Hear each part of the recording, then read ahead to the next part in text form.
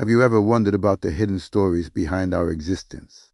Beyond the mainstream narratives, there are ancient tales that paint a very different picture of creation, humanity, and divinity.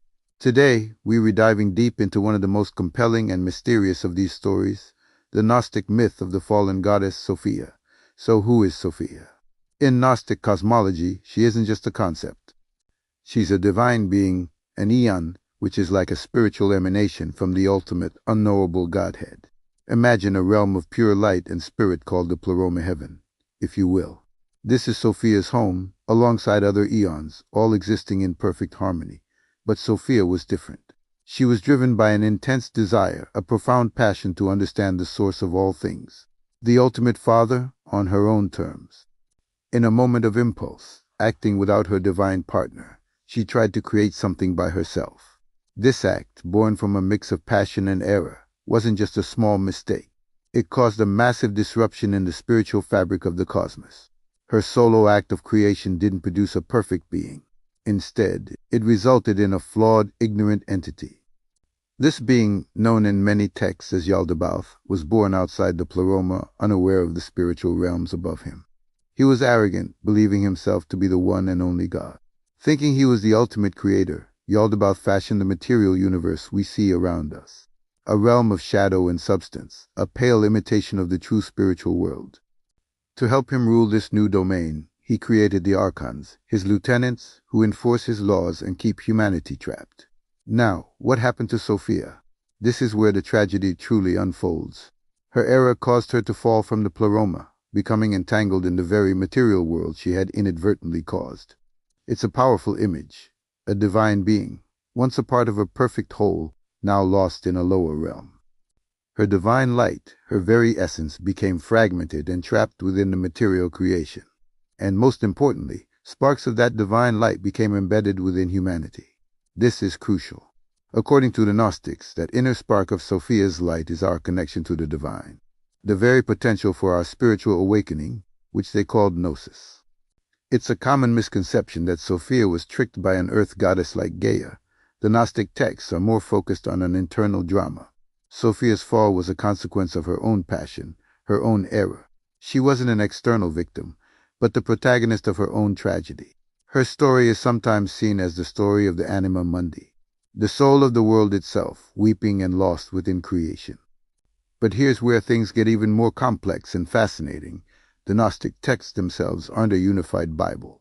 They are a collection of writings from different sects over several hundred years, often written in allegory and code. So, you'll find variations on this story. Some texts suggest that Yaldabaoth, this self-willed lion-faced creator, existed in some form even before Sophia's fall. And on the origin of the world, there's mention of a shadow that became jealous and pursued Sophia. It's in this chaotic chase that she gives birth to Yaldabaoth, making him a half-spirited being, born of both light and shadow.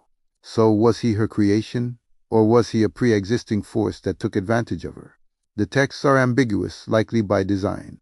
These stories are parables, meant to be interpreted by the reader to unlock deeper truths about their own soul. The details might shift, but the core theme remains. A divine spark is trapped in a world ruled by a lesser god, and our purpose is to rediscover that spark. The journey isn't just about us, though. It's also about Sophia's redemption. In many Gnostic scriptures, most famously in Pistis Sophia, which means faith wisdom, we see her plight. Lost in the material chaos, her light drained and stolen by the Archons, she repents and cries out for help, and help comes. A savior figure, often identified as Christ or the divine Logos, descends to guide her. He doesn't just rescue her. He sets her on a path of purification and ascent, a long journey back to her true home in the pleroma. Her journey becomes a blueprint for our own. This brings up another interesting point, the Gnostic view of matter. It's often said that Gnostics believed matter is inherently evil, but that might be a simplification. Some texts hint that the Aeons in the pleroma have a kind of perfected flesh. Perhaps the issue isn't matter itself, but matter that is devoid of spirit, the dead, inert substance of the demiurge's creation. Sophia's power, when stolen, became this kind of matter energy without its divine consciousness. Her redemption is about reinfusing that matter with spirit. If you find Pistis Sophia a bit repetitive, another incredible text is the Tripartite Tractate. It tells a similar story, but in a way that some find clearer and more relatable.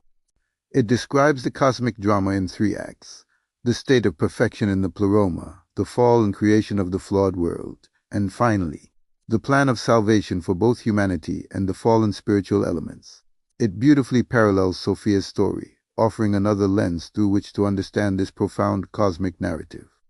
Ultimately, the story of Sophia is a powerful allegory for the human condition. It suggests that we are not what we seem.